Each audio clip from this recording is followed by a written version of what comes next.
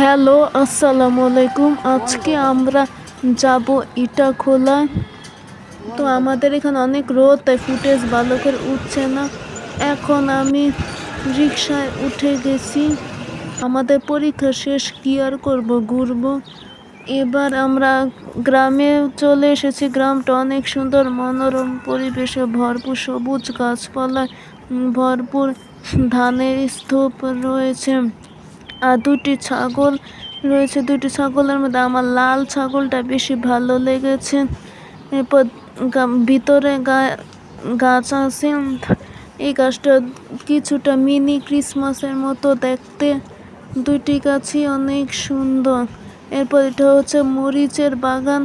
এর মধ্যে অনেক ধরনের মরিচ রয়েছে। এর মধ্যে বোম্বাই মরিচ রয়েছে, অনেক ঝাল, এবং গাছে কাঁঠাল। এটা হলো দুন্দুলের গাছ। দুন্দুলের ফুলও ফুটেছে এই গাছে। আর এটা হচ্ছে আমি আপনাদের এখন দেখাবো সবচেয়ে আকর্ষণীয় একটা জিনিস। ইটাখোলার মধ্যে সবচেয়ে আকর্ষণীয় একটা জিনিস। দাঁড়ান, আমি সেই আকর্ষণীয় জিনিসের কাছে যাইতেছি। তো আমি চলে এসেছি। এই যে এটা হলো সবচেয়ে আকর্ষণীয় জিনিস, মাটির ঘর। এই ঘরটা অনেক সুন্দর। এই ঘরে অনেক ঠান্ডা, গরমের দিন অনেক আরাম পাওয়া যায়। এই গ্রামটা আসলে অনেক সুন্দর। আর এটা হলো খেজুর গাছ। এটা হলো ধান ক্ষেতগুলো অনেক সুন্দর। ধান ক্ষেতে একটা গরু দেখা যাচ্ছে, গরু ঘাস খাচ্ছে।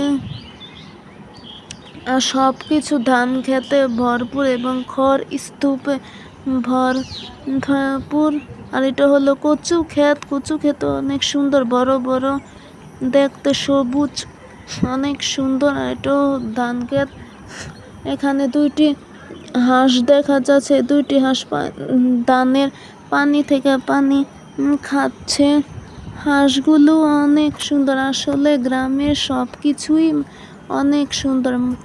গ্রাম্য জিনিস বলে কথা, গ্রামে সব সবুজ প্রকৃতির জিনিস। আর এখানে বড় বড় ধানের স্তূপ করে দেওয়া আছে। আর এখানে দুটো মুরগিও আছে। এখানে আরো কলা ক্ষেতও রয়েছে। আর এবার আমরা চলে যাচ্ছি